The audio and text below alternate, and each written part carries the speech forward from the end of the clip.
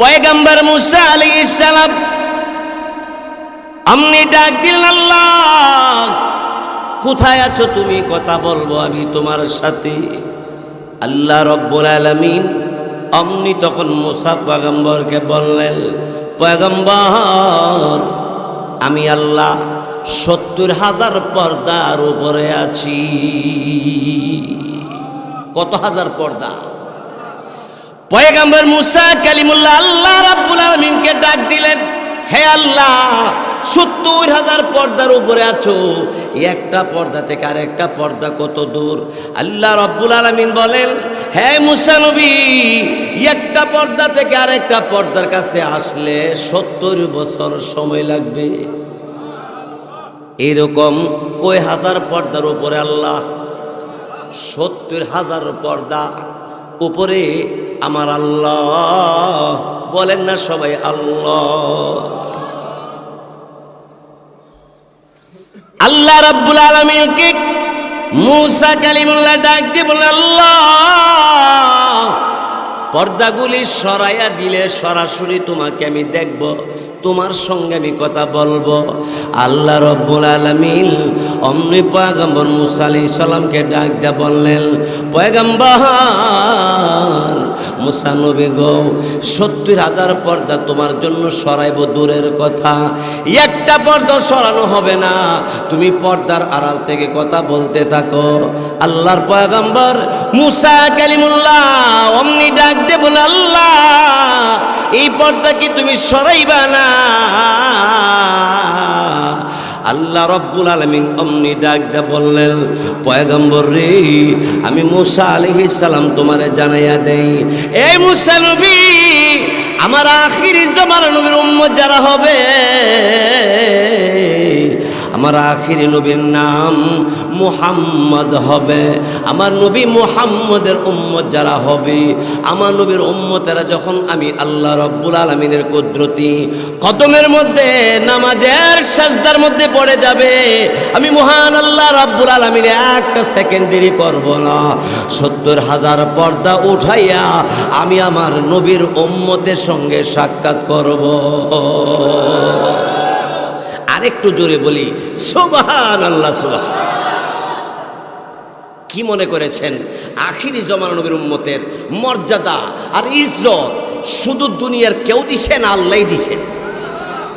বন্ধুগণ আমার, পয়গম্বর মুসা আলাইহিস সালাতু ওয়াস সালাম বললেন, পরওয়ারদিগার আলম, আয় আল্লাহ তাআলা আখিরি জমানার নবীর উম্মতের মর্যাদার ইজ্জত এত বেশি কেন? আল্লাহ রব্বুল আলামিন বললেন, পয়গম্বর মুসা নবী তোমাকে তাওরাত কিতাব দিয়েছি, আর অন্য নবীকে যত কিতাব দিয়েছি সমস্ত কিতাবের শ্রেষ্ঠ কিতাবের নাম কোরআনুল কারীম। ওগো মুসা নবী, ওই কোরআনুল কারীম তারাই পাবে যারা আখিরি জমানা নবীর উম্মত হবে, তাদের মধ্যে সেই কোরআন থাকবে, তারা কোরআনকে মুখস্থ করবে, কোরআনকে হেফাজতের জন্যে তাদের জানমাল নিয়ে ময়দানে নামবে, তারপরও কোরআনকে রক্ষা করতে তারা রাজি হয়ে যাবে। আমার এমন বান্দা বান্দি দুনিয়ার জমিনে আছে যারা আমাকে ভালোবাসে, আমার নবীকে ভালোবাসে, আমার কোরআনকে ভালোবাসে, এমন ভালোবাসতে ওয়ালাদেরকে আমি মহান আল্লাহ নিজে ভালোবাসি। আল্লাহ যদি কাউকে ভালোবাসে আর কিছু লাগে? আর একটু জোরে কর না। আমরা তো খালি কে কে কার চাইতে দাম বেশি। চেয়ারম্যান সাহেবের সালাম দিছে, বাড়িতে যায় কো বিবি রে কো দোয়া করিস, তুই আমার দেখতে পারস না, আমার দাম কত তুই বুঝোসই না। কীটা হইছে? আমার আজকে চেয়ারম্যানের সালাম দিছে। চেয়ারম্যান সালাম দিছে আর বালাবরাজি গেছে, এতে খুশিতে বাড়ির গিয়ে বউর সাথে গিয়ে বেড়া ফখর করতেছে, বড়াই করতেছে। আর এমপি দিলে মনে হয় বাড়ির গিয়ে লইলে না, গেল বলে অন্যদিকে আমি যাবো কোথায়? আর প্রধানমন্ত্রী সালাম দিয়ে দিলে, হ্যাঁ খারাপ মারা গেল হুত্তাল্ল নইলে। জোরে এখন ঠিক কিনা? এই মুসলমান, স্বয়ং মহান আল্লাহ রব্বুল আলামিন, স্বয়ং আল্লাহ বান্দিকে ইবাদতের উসিলা বানাইয়া আল্লাহর তৈরি জান্নাতের মধ্যে দিবে। জান্নাতে ডুববার সময় স্বয়ং আল্লাহ বান্দাকে সালাম দিবে। আর একটু আস্তে কোন সুবহান।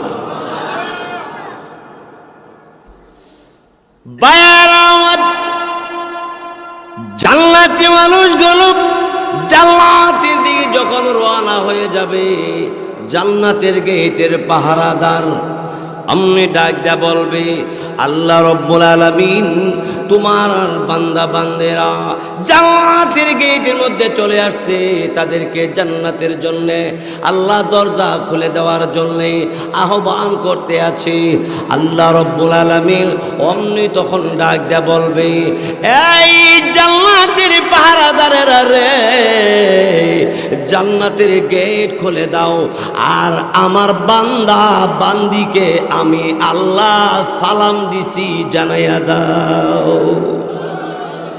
সালামুন আলাইকুম তিবতুম ফাদখুলুহা। আল্লাহু আকবার বলে।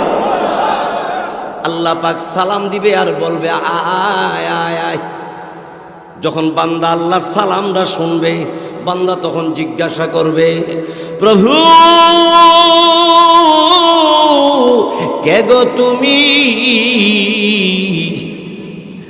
সালাম আমাদেরকে দিয়েছো।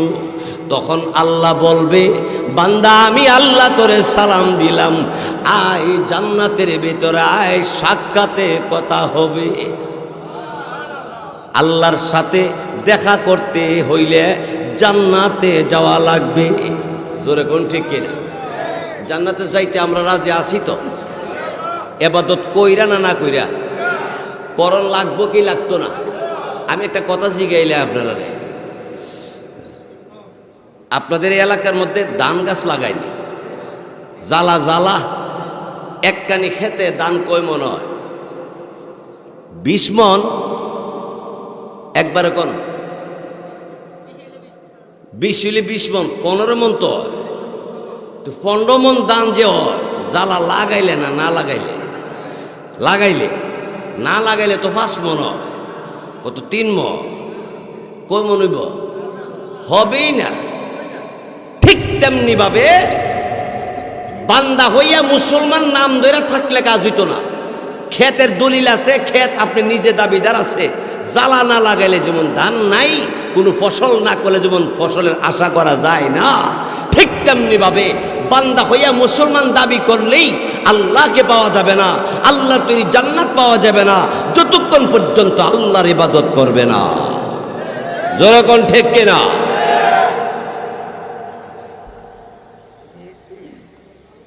সেই জন্যে আল্লাহ রব্বুল আলামিন তিনি 30 পারা কোরআনের ভিতরে 6666টা আয়াতে কারিমা নাজিল করেছেন। তন্মধ্য থেকে আমি আপনাদের খেদমতে একখানা আয়াতে কারিমা তিলাওয়াত করেছি। তিলাওয়াতকৃত আয়াতের ভিতরে মহান আল্লাহ 8টা কথা বলেছে। জোরে বলেন, কতটা কথা? 8টা কথা। এই 8 কথা যদি আমি 8 দিনে বলতাম তাহলে আমি কিছুটা বলতে পারলাম। বলে তা আমি যে বইসি আধা ঘন্টা হয়ে গেছে, আরো না আধা ঘন্টা করবো, আপনার অসুবিধা হইব নি? আল্লাহ রাব্বুল আলামিন তিনি 8টা কথা একটার পর একটা কিভাবে সাজাইলেন, আর আপনার আমার জন্য করণীয় বর্জনীয় বিষয়টাও এখান থেকে আমরা বুঝতে পারবো ইনশাআল্লাহ। আল্লাহ আমাদেরকে তৌফিক দান করুক, বলেন আমিন। আল্লাহ বলেন, وَإِذْ أَخَذْنَا مِيثَاقَ بَنِي إِسْرَائِيلَ لَا تَعْبُدُونَ إِلَّا اللَّهَ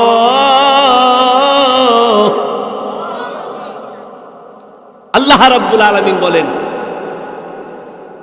হে দুনিয়ার মানুষ, হে পুরুষ নারী, ভালো করে লক্ষ্য করো। আল্লাহ বলেন, আল্লাহ ব্যতীত আর কারো ইবাদত করবে আল্লাহ নিষেধ করেছেন, লা তা'বুদুনা ইল্লাল্লাহ। আল্লাহ পাক কুরআনুল কারীমের আরেক আয়াতের মধ্যে বলেন, ওয়া'বুদুল্লাহ,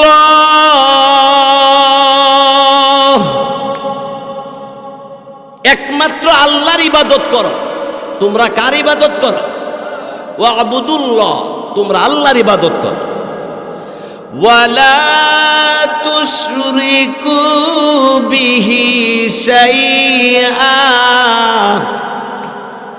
আল্লাহর সাথে কাউকে শরীক করিও না, আল্লাহর সাথে কাউকে তুলনা করিও না। জোরে কোন ঠিক কিনা?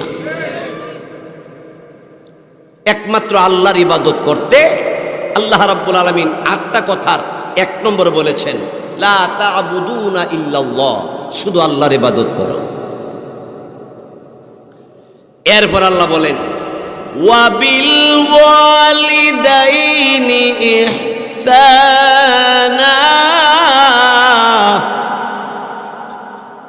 2 নম্বর আব্বা আম্মাকে ইহসান করো, আব্বা আম্মার সাথে ভালো ব্যবহার করো, অর্থাৎ আব্বা আম্মার খেদমত করো।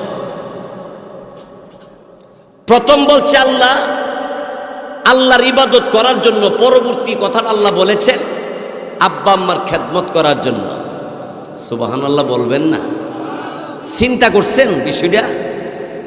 আল্লাহ বলেন আমার ইবাদত করো, আমার ইবাদত করার পরপরই তোমার কাজ হইল আব্বা আম্মাকে ইহসান করা, আব্বা আম্মার প্রতি ভালোবাসা রাখা।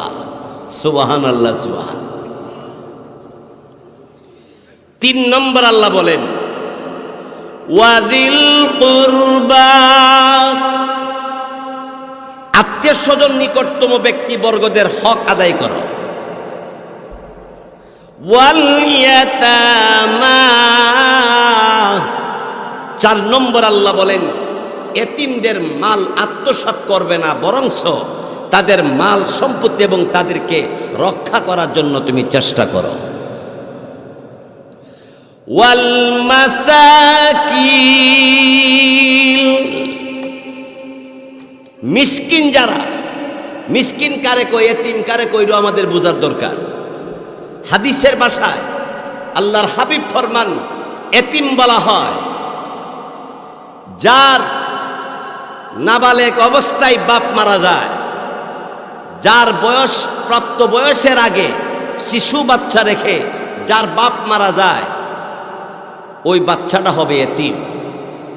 সে যখন প্রাপ্ত বয়স হয়ে যাবে তখন আর সে এতিম থাকে না। মিসকিন বলা হয় বাপ মা আছে কিন্তু খাবার দাবার বরণ পোষণ চলাফেরার জন্য অর্থনৈতিক একবেলা হইলে আরেক বেলা হবে কি হবে না গ্যারান্টি নেই। এখন একবেলার ব্যবস্থা হয়েছে, সামনে কি হবে হবে না তার কোনো আশা নাই, তাকে বলা হয় মিসকিন। এই জন্য মিসকিনদেরকে যারা খানা দিতে উৎসাহিত করবে না, মিসকিনদেরকে যারা ভালোবাসবে না, আল্লাহ তাআলা তিনি কঠিনভাবে ধমক দিয়ে কথা বলেছেন। আল্লাহ বলে আরাআইতাল্লাযী ইউকাযযিবু বিদ্দীন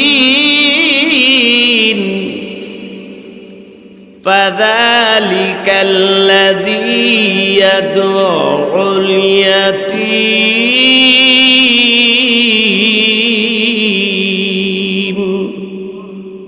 ও মুসলমান, আল্লাহ পাক নবীকে লক্ষ্য করে বলে, নবীজি আপনি কি তাদেরকে চিনেন যারা কিয়ামত বিশ্বাস করে না? তারা হইল ওরা যারা এতিমের মাল জোর দখল করে খায়। ওয়ালা ইয়াহুদ্দু আলা তুআমিল মিসকিন,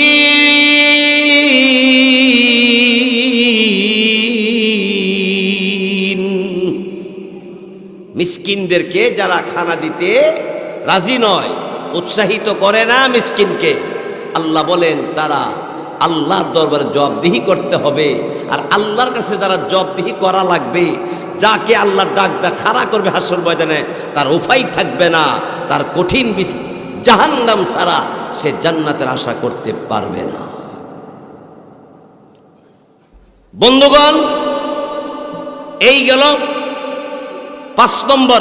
6 নম্বর ওয়াকুলু লিন্নাসি হুসনা, আল্লাহ বলেন সকল মানুষের সাথে সুন্দর ব্যবহার করো।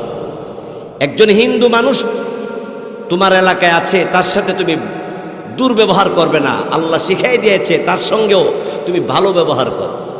একজন খ্রিস্টান, তার সাথে তুমি দুর্ব্যবহার করিও না, তার সাথে তুমি সুন্দর ব্যবহার করো। সুবহানাল্লাহ, সুবহানাল্লাহ। আমার আপনার নবী রাহমাতুল লিল আলামিন সাহাবাই কিরামদেরকে নিয়ে কথা বলতেছিলেন, নসিহত করতেছিলেন। একজন ইহুদি যুবক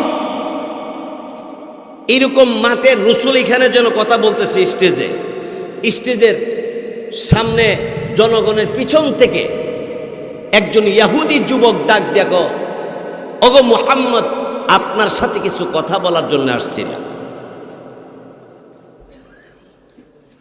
আমিরুল মুমিনিন ওমর ইবনে খাত্তাব রাদিয়াল্লাহু তাআলা তিনি তখন ডাক দিয়ে বললেন, আরে ইহুদি যুবক, পাওয়ার কত, ক্ষমতা কত, আল্লাহর নবী, বিশ্ব নবী রাহমাতুল লিল আলামিন তিনি নসিহত পেশ করতে আছে।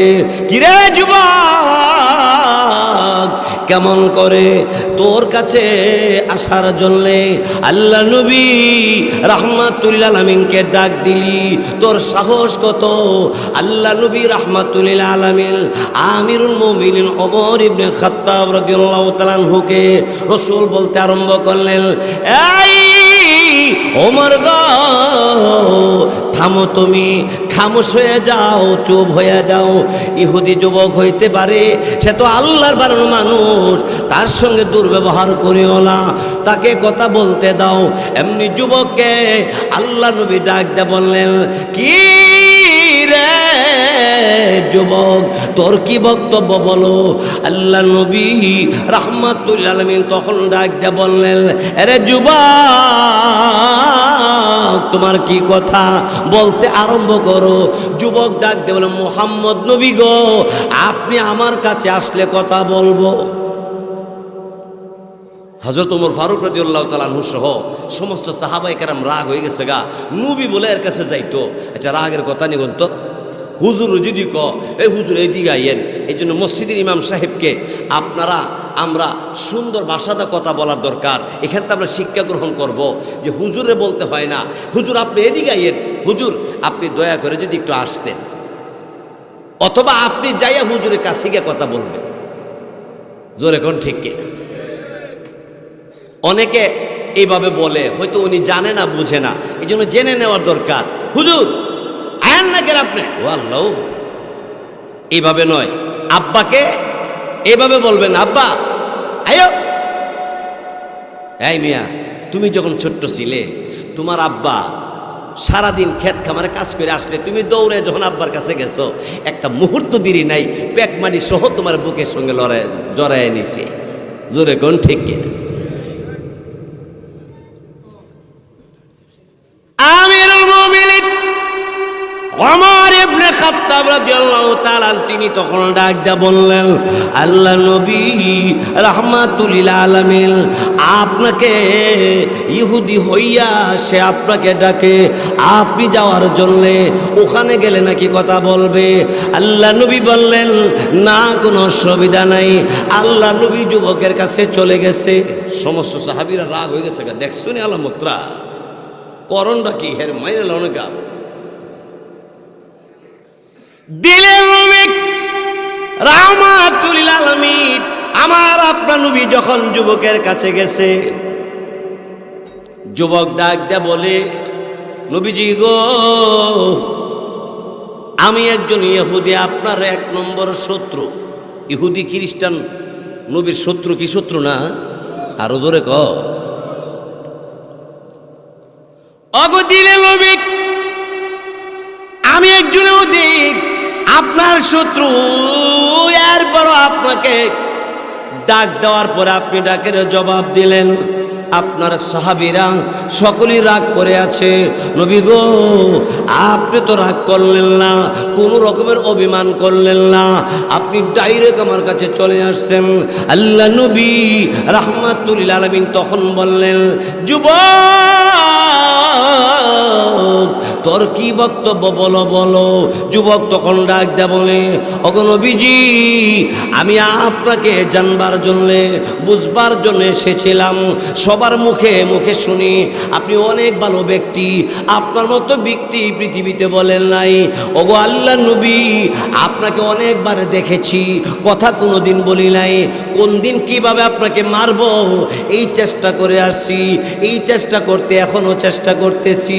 ওগো নবীজি, এখন এসেছিলাম আপনাকে কতল করার জন্যে, আপনাকে বেউজ্জতি করব, আপনাকে মারব। আল্লাহ নবী বিশ্ব নবী রাহমাতুল লিল আলামিন বললেন, ও যুবক, আমার দোষ কি পাইছো বলো।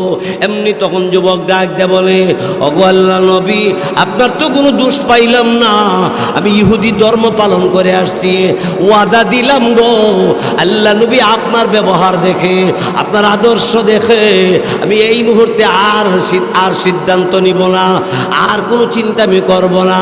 ওগো নবীজি, এখন আমি সিদ্ধান্ত নিয়ে গেলাম, আমি কালিমা পড়ে মুসলমান হয়ে যাব। ওগো নবীজি, আমার আর কোনো চিন্তা নাই, সিদ্ধান্ত নিয়ে গেছি, এখনই কালিমা পড়ে মুসলমান হয়ে যাব। সুবহানাল্লাহ, জোরে কর।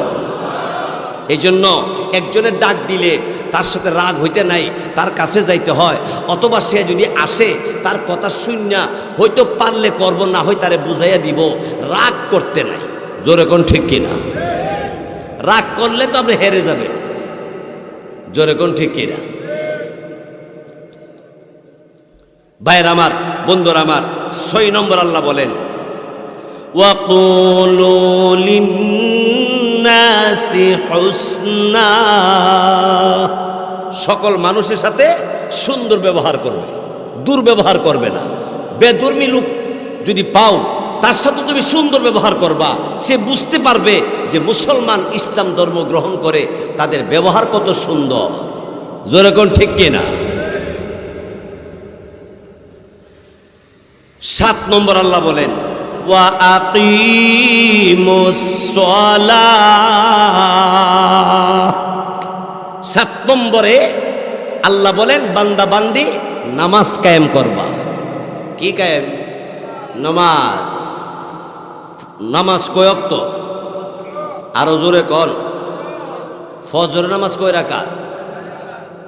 আর জোহরের নামাজ, আসরের নামাজ, মাগরিবের নামাজ, এশারের নামাজ। মাশাআল্লাহ, মোটামুটি সবাই পারে। পড়েন তো? সবাই পড়েন? আমি তো অত্যন্ত খুশি হয়ে গেছি। আমার পাশে যে হজরত বসা আছে, আপনাদের এই গ্রামের সন্তান, আশুগঞ্জ বাজারের বড় মাদ্রাসার সুনামধন্য নাজিমে তালিমাত হজরত বসে আছেন। আরও বহু উলামাই কেরাম আমার ডাইনে বামে পিছনে বসে আছে। আপনারা বহু মানুষ আমার সামনে বসে আছেন। আমি অত্যন্ত খুশি হয়েছি আপনাদের মাহফিল দেখে। এইদিকে মসজিদ দেখা আমি আরও বেশি খুশি হয়েছি। আপনারা অর্থ দিয়ে, পরামর্শ দিয়ে, ঐক্যবদ্ধতার সাথে আপনারা এই সুন্দর মসজিদ করেছেন। অনেক সুন্দর সুসজ্জিত একখানা মসজিদ। আল্লাহ এই মসজিদ কমিটি, এলাকাবাসী, মসজিদের ইমাম, মুয়াজ্জিন, মসজিদের কমিটি, এলাকাবাসী সকলকে আল্লাহ কবুল করুক, বলেন আমিন। লা ইলাহা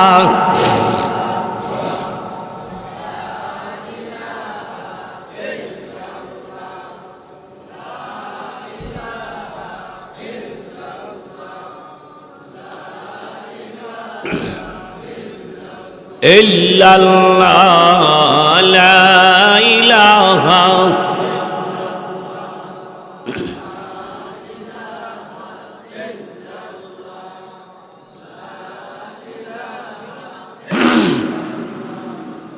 লা ইলাহা ইল্লাল্লাহ, লা ইলাহা ইল্লাল্লাহ, লা মাহবুবা ইল্লাল্লাহ লা মাজুদা জোরে জোরে লা ইলাহা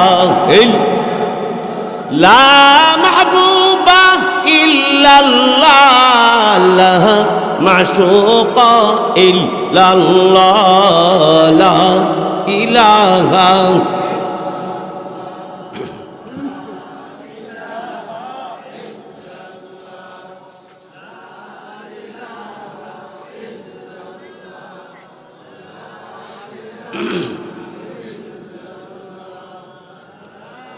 লা ইলাহা ইল্লাল্লাহ মুহাম্মাদুর রাসূলুল্লাহ সাল্লাল্লাহু আলাইহি ওয়াসাল্লাম। ভাইয়ের আমার, 7 নম্বর হলো নামাজ কায়েম করা। 8 নম্বর আল্লাহ বলেন ওয়া আতুজ যাকাত, যাকাত আদায় করা। যাকাত যাকাত কখন আদায় করবেন, কিভাবে করবেন, ওলামায়ে কেরামের কাছ থেকে জাইনা নিবেন। অনেকে মনে করো যারা বাড়িতে বিল্ডিং আছে, যারা বিদেশ থাকে, যারা বড় বড় ব্যবসা করে, এরাই বুঝি যাকাত দিব। আসলে অনেকে বাড়িতেই গ্রামে আছে, তার যাকাত ফরজ হয়ে রয়েছে, জানে না। আপনি ভালো করে মনে রাখতে হবে,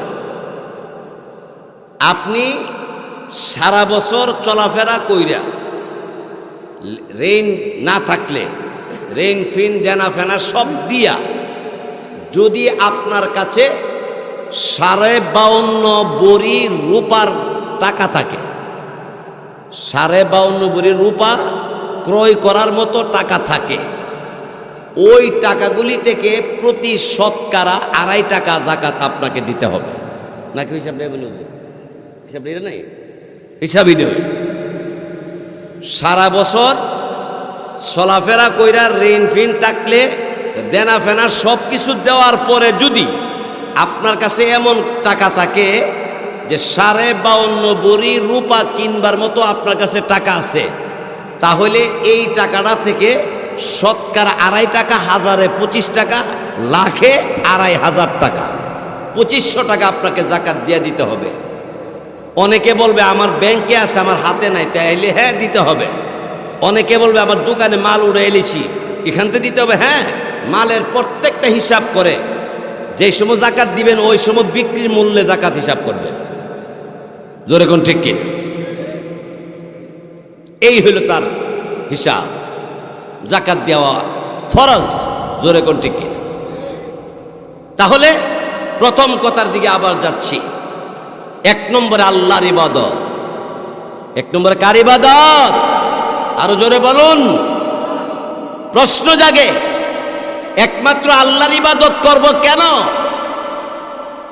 আল্লাহর ইবাদত একমাত্র আল্লাহর ইবাদত করতে হবে কেন?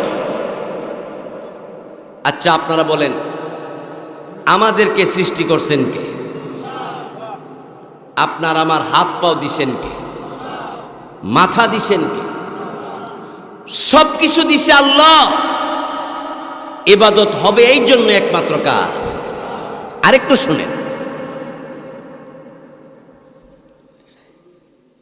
আল্লাহ রাব্বুল আলামিন তিনি কোরআনুল কারীমের মধ্যে বলেছেন, আমার সাথে সবাই পড়েন, মিনহা খালাকনাকুম ওয়া ফিহা নুঈদুকুম ওয়া মিনহা নুখরিজুকুম তারাতান উখরা। আল্লাহ রাব্বুল আলামিন বলেন, এই দুনিয়ার মানুষ, আমি আল্লাহ রাব্বুল আলামিন তোমাকে মাটি থেকে সৃষ্টি করেছি, আবার আমি আল্লাহ রাব্বুল আলামিন তোমাকে মাটিতে নিয়ে আসব। মানুষ মারা গেলে আবারও মাটিতে দেওয়া হয়। জোরে কোন ঠিক কিনা? এরপরে এখানে শেষ নয়, আল্লাহ বলেন ওয়া মিনহা নুখরিজুকুম, সেই কবর থেকে আবার তোমাকে বের করা হবে। সুবহানাল্লাহ, জোরে কর। 22 আমার আল্লাহ রাব্বুল আলামিন আপনাকে আমাকে মাটি থেকে সৃষ্টি করে কিভাবে আমারে বানাইলেন, কিভাবে সৃষ্টি করলেন। আল্লাহু আকবার। ভাইরা বন্ধুরা আমার, জমিনের মাটি যখন শুকায়া যায়, আল্লাহ রাব্বুল আলামিনের রহমতের দরবার থেকে রহমতের বৃষ্টি পাঠায়া দেয়, মাটির মধ্যে রস আর তস হয়। লাল শাক, পালং শাক, মূলা, আরো কত কিছু ফসলাদি হয়। আম গাছের আম, জাম গাছের জাম, লিচু আর কাঁঠাল, আনারস। এইভাবে দুনিয়ার জমিনে মাটির মধ্যে ফসল হয়। এই ফসলগুলি আম্মা আর আব্বা খায়। আব্বা আম্মা খাওয়ার পরে এই ফসলাদি থেকে আল্লাহ রব্বুল আলামিন মা বাবার দেহের মধ্যে রক্ত দান করে। সেখান থেকে রক্ত মার দেহের মধ্যে হয়, আব্বার দেহের মধ্যে হয়। সেই রক্তের মধ্য থেকে আল্লাহ রাব্বুল আলামিন মা আর আব্বার দেহের ভিতরে বীর্য বানায়। বীর্যের ব্যাপারে মুফাসসিরিনে কারাম তাফসীরি কিতাবে লেখে, আম্মা জননীর বুকের মধ্যে জমা করা হয়, আর আব্বার পিঠের মধ্যে জমা করা হয় পিছনে। মুফাসসিরিনে কারাম বলেন, আব্বা মার মধ্যে মোহাব্বতের মধ্যে পার্থক্য আছে কিনা জোরে কন। আম্মা যুদ্ধর মায়া করে, আব্বা জীবনও উদ্দুর মায়া করে না, জোরে কোন ঠিক কিনা। আব্বা যেই সময় আদর করে করে ওই দৌড়ানি দিলে একবার ঔরাইল বাজার নিয়ে সারে, জোরে কোন ঠিক কিনা। আর মা যদি দমক দেয়, একটা বাড়ি পার হয়ে আরেকটা বাড়িতে চলে গেলে মা পিছন দিয়ে দৌড়ায়, যাইয়া আবার মা জন্য বুকে জড়াইয়া বলে, বাবা দমক দিয়েছি, তুই কেন বাড়ি ছেড়ে চলে আসলি।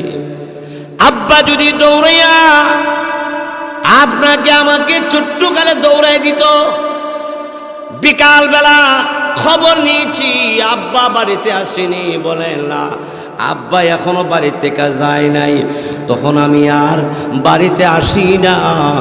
সন্ধ্যার পরে রাত যখন হয়ে গেল, ঘরের পিছনের দরজার মধ্যে আওয়াজ দিলে, ঘরের পিছনের দরজা দিয়ে আওয়াজ দিলে সঙ্গে সঙ্গে আমার আপনার মা জন্য ঘরের দরজাটা খুইলা দিয়েছে।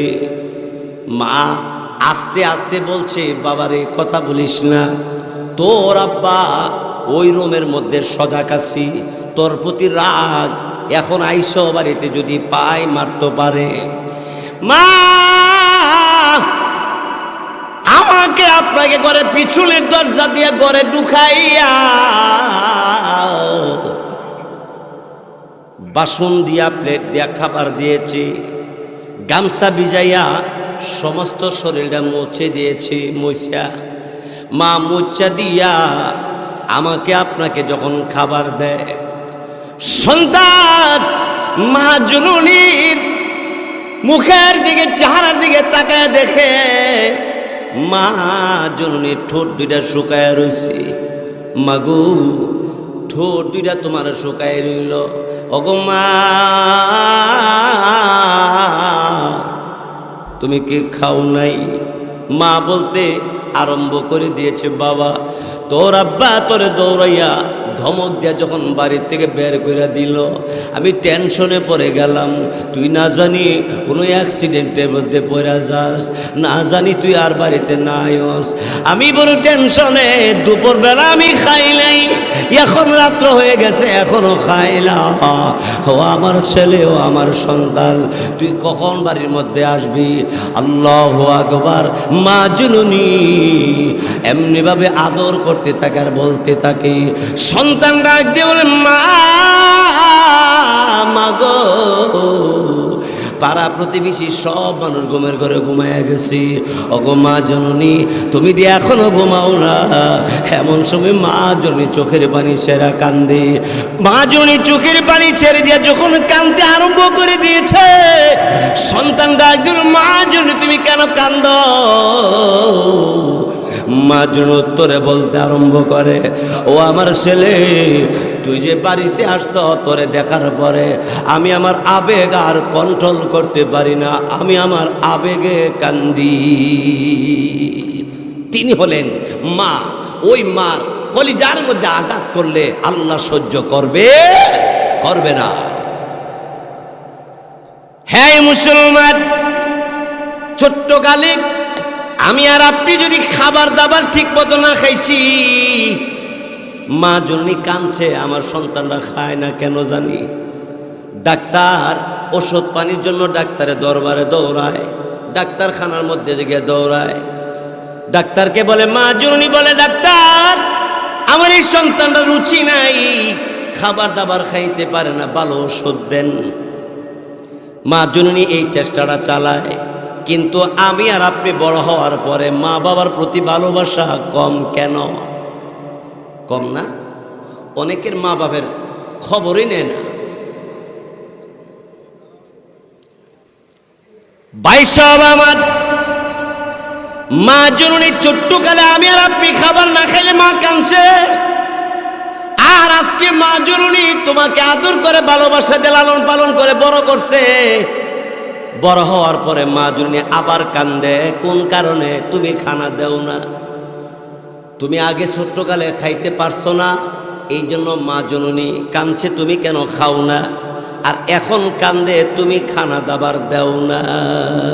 খাবার দাবার সন্তান হইয়া মা বাপরে দেয় না। হ্যাঁ, 4 বোন 5 ভাই, মোট 9 জন। মা জননী কোনদিন আলাদা নজর দেখতে চায় না। মা মুরগি বাচ্চাওয়ালা মুরগি যেভাবে পাখার নিচে ডাইকা রাখতে চায়, মা জননী 9 জন 10 জন 5 জনকে এইভাবে রাখতে চায়। কিন্তু আজকে 4 ভাই 5 ভাই ভিন্ন হওয়ার পরে, জুদাবাদা হওয়ার পরে মা রেখে নিব ঠেলা ঠেলি। মারে নিতে অনেকে রাজি না। অনেকে কয়েক কাম করুন না, আমি মাসে 500 টাকা দিলাম। আবার বউ কো বুড়া বিড়ি বুড়া বেড়ার আনন্দের চাইতে 5000 টাকা ঋণ থাকলে বালা, 5000 টাকা ঋণ বলে বালা, তারপরে বুড়া বুড়ি সাথে রাখুন বলে বালা না। নাউজুবিল্লাহ কর, বুড়া বুড়ি রাখতেও রাজি না। মুসলমান বাইসব আমার বন্ধুরা আমার, আল্লাহ রাব্বুল আলামিন মানুষকে কেমন করে বানাইছে? জমিনের মধ্যে আল্লাহ রহমতের বৃষ্টি দিয়া জমিনে রস টস বানাইছি। সেই জমিনের মধ্যে ফসলাদি হওয়ার পরে মা বাপ খাইছি। মা বাবার দেহের মধ্যে রক্ত আর বীর্য থাকে মা জননীর বুকে। এই জন্য মুফাসসিরিনে কেরাম বলেন মা জননীর মহব্বত বেশি। আব্বার তো মহব্বত আছে, আব্বার চাইতে মা জননীর মহব্বত বেশি। ঠিক না? জোরে কর, আরো জোরে কর। মা আর বাবা দুইজনের সংস্পর্শের মাধ্যমে আল্লাহ রাব্বুল আলামিন আব্বার পিঠের বীর্য আর মা জননীর বুকের বীর্য এক জায়গায় জমা করে। সেই জায়গাটার নাম হইল রেহেম। বলেন রেহেম। ওই রেহেম নামক জায়গাটা মার পেটের ভিতরে, মা জননী পেটের ভিতরে জমা হইল। এক ফোঁটা পানি মা রেহেমের মধ্যে জমা হওয়ার পরে তখন আল্লাহ রব্বুল আলামিন রহমতের ফেরেশতা পাঠাইয়া দেয়। রহমতের ফেরেশতারা তাসবিহ তাহলিল করতে থাকে। একদিন 2 দিন না, 40 দিন পর্যন্ত ফেরেশতারা আল্লাহর পবিত্রতা বর্ণনা করতে করতে 40 দিন পরে এক ফোঁটা নাপাক পানিটা রক্তে পরিণত হয়। জমাট রক্ত, একটা রক্তের একটা সাক্কা হয় মার পেটের ভিতরে। দেখেন আজকে যে বড় সর্দার হইয়া, বড় ডাক্তার হইয়া, বড় বক্তা হইয়া, বড় নেতা হইয়া ডাইনে ভাবে তাকাও না, একবারও অহংকার ছাড়া কথা কও না। তুমি আসলে জমিনের মাটির মধ্যে মরা ছিলাম, মরা মরা মরা থেকে আল্লাহ আপনাকে আমাকে জিন্দা করেছে। জোরে কোন ঠিক কিনা? আল্লাহ কোরআনে বলেন, ওয়া কুনতুম আমওয়াতা, তোমরা সকলে মৃত ছিলে, মরা থেকে আল্লাহ কিভাবে জিন্দা করছেন? মার পেটের ভিতরে জমা হইলে, মা জননীর পেটের ভিতরে 40 দিন পরে জমাট রক্ত, রক্তের একটা ছাক্কা, এরপরে 40 দিনে একটা গোশতের টুকরা, এরপরে 40 দিনে ওই রক্তের গোশতের টুকরাটা মানুষের রূপ ধারণ করে। দেখেন এখন আমি আর আপনি কেমন ছিলাম, অস্তিত্ব ছিল না আপনার আমার। জোরে কোন ঠিক কিনা? এই গোশতের টুকরাটা থেকে আপনার বডিটা হইল, এই বডি হওয়ার পরে হাত, এই পা, হ্যাঁ আপনার আঙ্গুল, এই বডিটা আস্তে আস্তে করে বডিটা হইছে। তার মানে 4 মাস লাগছে এক ফোঁটা নাপাক পানি মানুষের রূপ ধারণ করতে। জোরে কোন আল্লাহু আকবার। তখন অবস্থাটা কেমন ছিল? মরা মরা। 4 মাস পরে আল্লাহ রাব্বুল আলামিন হুকুম করেছে তুমি জিন্দা হইয়া যাও। অমনি জিন্দা হয়ে গেছে। আর একটু জোরে ক। আল্লাহ বলেন, এই বান্দা তুমি আজকে নেতা হইয়া অহংকার করো, বড় সর্দার হইয়া তুমি উল্টা পাল্টা বিচার আচার করো, ডাক্তার হইয়া তুমি রোগীর উপরে বিবেচনা করো না, বক্তা হইয়া তুমি অহংকার করো না, এগুলি করার তোমার অধিকার নাই। এই বান্দা, তোমার কোনো কিছু ছিল না, আজকে আমি তোমার বক্তা বানাইছি, ডাক্তার বানাইছি, সর্দার বানাইছি, নেতা বানাইছি, দেশ চালাবার জন্য ক্ষমতা ব্যবস্থা আমি আল্লাহ করেছি। সুতরাং আমি আল্লাহর হুকুমের উপরে আমল করো, আমি আল্লাহর হুকুমকে মানো, অহংকার করিও না। 22 আমার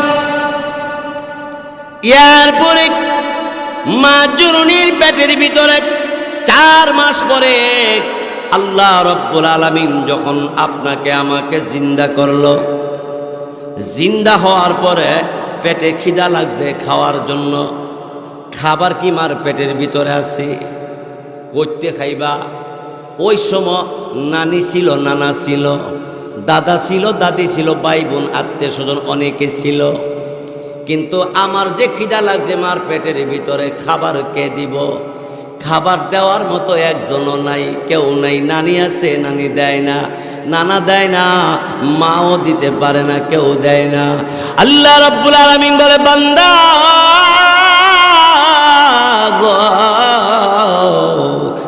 তুই তোর মার পেটের ভিতরে অসহায়, খাবার দাবার বড় প্রয়োজন হয়ে গেছে। বান্দা গো, তুমি কোথায় থেকে খাবার খাইবা? আমি আল্লাহ রাব্বুল আলামিন তোর মার পেটের ভিতরে আমি আল্লাহ রাব্বুল আলামিন তার লাগাই দিয়েছি, নার। ওই নার দিয়া তোর নাবির সঙ্গে যোগ করে দিলাম, নাবির ভিতর দিয়া আমি আল্লাহ তোর জন্য খাবারের ব্যবস্থা করেছি। এই জন্যেই আমি আল্লাহর ইবাদত করবা। কেন আল্লাহর ইবাদত করব? এই জন্যে আমি আল্লাহর ইবাদত করব।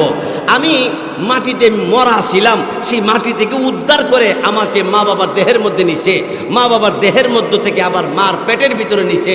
মার পেটের ভিতরে আমি 4 মাস পর্যন্ত, একবার 40 দিন, প্রথম 40 দিন ছিলাম জমাট রক্ত, এরপরে 40 দিন গোশতের টুকরা, এরপরে 40 দিন হয়েছে আমি মানুষের আকৃতি ধারণ করছি। এরপর আল্লাহ জিন্দা করছে। জিন্দা হওয়ার পরে আমার যখন খিদা লাগছে, আমার খাবারের ব্যবস্থা। আরো জোরে ক। এই জন্য কার ইবাদত করতে হবে? 22 আমার 4 মাস পরে মা জননীর পেটের ভিতরে জিন্দা যখন হইলাম, আল্লাহর হুকুমে খিদা লাগছে, খাবারের ব্যবস্থা আল্লাহ পাক করে দিয়েছে। শুধু এখানে শেষ নয়, মার পেটের ভিতরে যতদিন আল্লাহ রাব্বুল আলামিন রাখলেন ততদিন পর্যন্ত মার পেটের ভিতরে জায়গা অল্প। এই জায়গাটা আল্লাহ বলেন আমি আল্লাহ বড় করে দিছি, যাতে করে তোর জন্য কোনো কষ্ট না হয়। মার পেট আমি আস্তে আস্তে করে বড় করে দিছি, তোর জন্য অসুবিধা না হয়। সেখানে আমি আল্লাহ তোর এই ব্যবস্থা করেছি, এই জন্যই তো বান্দা তুই আমার ইবাদত করবি। বাইসব আমার এই জন্য আল্লাহর ইবাদত করব। এরপর আল্লাহ বলেন ওয়াবিল ওয়ালিদাইনি ইহসানা, আব্বা আম্মাকে ইহসান করার জন্য আল্লাহ বলেন ভাইরা আমার, বন্ধুরা আমার, মা জননী আপনার জন্য আমার জন্য যে অবদান রাখছে পৃথিবী তার কেউ রাখতে পারে নাই, পারবেও না। জোরে কোন ঠিক কিনা? আরো জোরে কোন।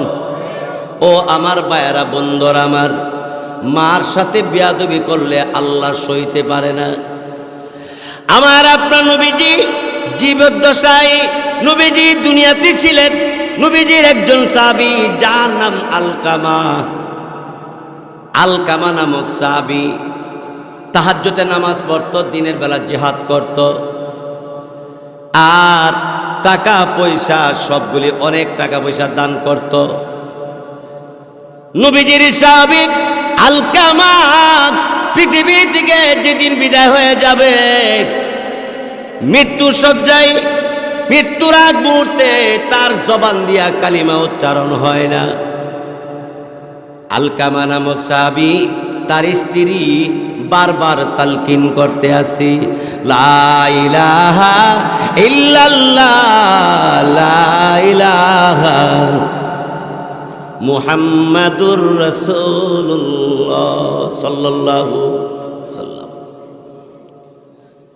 আলকামা নামক নবীজির সাহাবীর জবান দিয়া কালিমাটা উচ্চারণ হয় না। আলকামার নবীজির সাহাবী তার স্ত্রী অনেক চেষ্টা করে, কিন্তু আলকামার জবান দিয়া কালিমা উচ্চারণ হয় না। আলকামার স্ত্রী খবর পাঠাইলেন নবীজির দরবারে, নবী গো, আপনার সাহাবী আলকামা মৃত্যুর মুহূর্তে কালিমা তার উচ্চারণ হয় না। আল্লাহ নবী রহমতে আলম রাহমাতুল লিল আলামিন পাঠায়া দিলেন হযরত আবু বকর সিদ্দিক রাদিয়াল্লাহু তাআলা, হযরত আলী রাদিয়াল্লাহু তাআলা, এইভাবে চারজন সাহাবী নবীজি পাঠায়া দিলেন। সাহাবীরা রে, আমার আলকামা নাকি কালিমা পড়তে পারতেছে না, তোমরা যাও আমার আলকামার পাশে বসে কালিমা উচ্চারণ করো। তোমরা জিজ্ঞাসা করো না। এই জন্য কোনো মানুষ যখন মৃত্যুর মুহূর্ত হয় তারে জিগাইতে নাই কালিমা পড়তারুনি, ফির সাহেবের নামটা মনে আসেনি। ফির সাহেবের নাম মনে থাকলে কি তুইব? নামাজ নাই, রোজা নাই, হালাল নাই, হারাম নাই, কোনো ফাঁক নাই, পবিত্র নাই, মন গড়া চলছ, ফিরের নাম লে তুমি কই যাইবা? সাবধান মুসলমান। ওই সময় লোকটারে কোনো কিছু জিজ্ঞাসা করতে নাই। কি করতে হবে? তার কানের গোড়াতে বেশি বেশি করে কালিমা তাইয়্যিবা লা ইলাহা ইল্লাল্লাহ পড়তে থাকবেন। পারলে সূরা ইয়াসিন পড়তে থাকবেন। আল্লাহর নবী বিশ্ব নবী রাহমাতুল লিল আলামিন সাহাবায়ে কেরামদেরকে পাঠিয়ে দেওয়ার পরে সাহাবীরা, আল্লাহর নবীর সাহাবীরা আলকামার বাড়িতে এসে তার পাশে বসলেন। সাহাবায়ে কেরাম চেষ্টা করল, আলকামার জবানে কালিমা কোন রকমই বের হয় না। সাহাবায়ে কেরাম পরামর্শ করে, না আলকামার জবান দিয়া তো কালিমা উচ্চারণ হয় না। নবীজির দরবারে খবর পাঠিয়ে দিলেন, নবী গো, কালিমা তো আলকামা পড়তে পারে না। আল্লাহ নবী রহমতের নবী রাহমাতুল লিল আলামিনের কাছে খবর দেওয়ার পরে আমার আপনার নবী রাহমাতুল লিল আলামিন চলে আসলেন আলকামার বাড়িতে। আলকামার পাশে আমার আপনার নবী যখন দাঁড়াইলেন, দাঁড়াইয়া আলকামার চেহারা দিকে তাকায়া বললেন, এই আমার সাহাবীরা খবর নাও, আলকামার আব্বা আম্মা বেঁচে আছেনি? আব্বা আম্মা যদি বেঁচে থাকে তাহলে আলকামার আব্বা আম্মার খবর নাও। আলকামা আব্বা আম্মা আছে কিনা সাহাবায়ে কেরাম খবর নিলেন। সাহাবায়ে কেরাম আলকামার মার খবর নিলেন, মা আছেনি, বাবা আছেনি। জিজ্ঞাসা করার পরে বলল, আলকামার মা বেঁচে আছে, বাবা দুনিয়াতে নাই। লা ইলাহা ইল্লাল্লাহ, লা ইলাহা।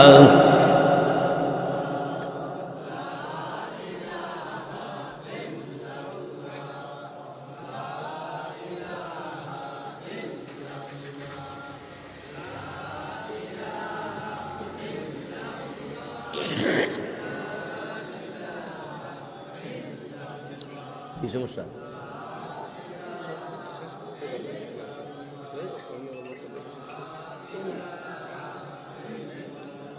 লা ইলাহা ইল্লাল্লাহু মুহাম্মাদুর রাসূলুল্লাহ সাল্লাল্লাহু আলাইহি ওয়াসাল্লাম। ভাইরা আমার, নবীজির কাছে সাহাবায়ে কেরাম বললেন, হুজুর আলকামার আব্বা দুনিয়াতে বেঁচে নাই, আলকামার মা বেঁচে আছে।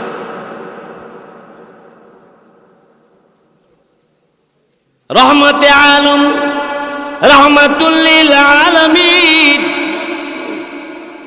আলকামার মা জননীকে ডাকলেন, হে আলকামার মা,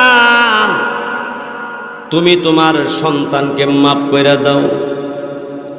আলকামার মা ভালো মন্দ কিছুই বলে না। কিছুই যখন বলে না, নবীজি তখন আবার বললেন, আলকামার মা গো, তুমি তোমার সন্তানকে মাফ করে দাও। আলকামার মা জননী ভালো মন্দ কিছুই বলে না। অমনি বিশ্ব নবী রহমতে আলম রহমাতুল লিল আলামিন অমনি তখন ডাক দিয়ে বললেন, সাহাবীরা রে, লাকড়ি জমা করো, গর্ত করো, গর্তের মধ্যে লাকড়ি দিয়া আমার আলকামাকে আগুন দিয়া জ্বালাইয়া পড়ে সারখার করো। গর্ত করলেন সাহাবায়ে কেরাম, লাকড়ি গুটা দিলেন, দিয়ে আগুন জ্বালাইল। আলকামাকে ধরে ধরে ওই লাকড়ি যুক্ত গর্তের মধ্যে আগুনের দিকে নিয়ে যাবে সাহাবায়ে কেরাম। অমনি তখন আলকামার মা ডাক দিয়ে বললেন, নবীজি গো, আমার আলকামাকে কোথায় নেওয়া হইতেছে? নবীজি ডাক দিয়ে বলেন, আলকামার মা, তুমি যদি তারে মাফ না করো, আল্লাহ তারে জাহান্নামের আগুন থেকে মাফ দিবে না, কবরে আযাব থেকে সে ছাড় পাবে না। আলকামার মা গো, এই জন্য সিদ্ধান্ত নিলাম আলকামাকে আগুনে পোড়াইয়া সারখার করে দেওয়ার জন্যে। আলকামার মা জননী চোখের পানি আর রাখতে পারে না, চোখের পানি ছেড়ে ছেড়ে কান্দে।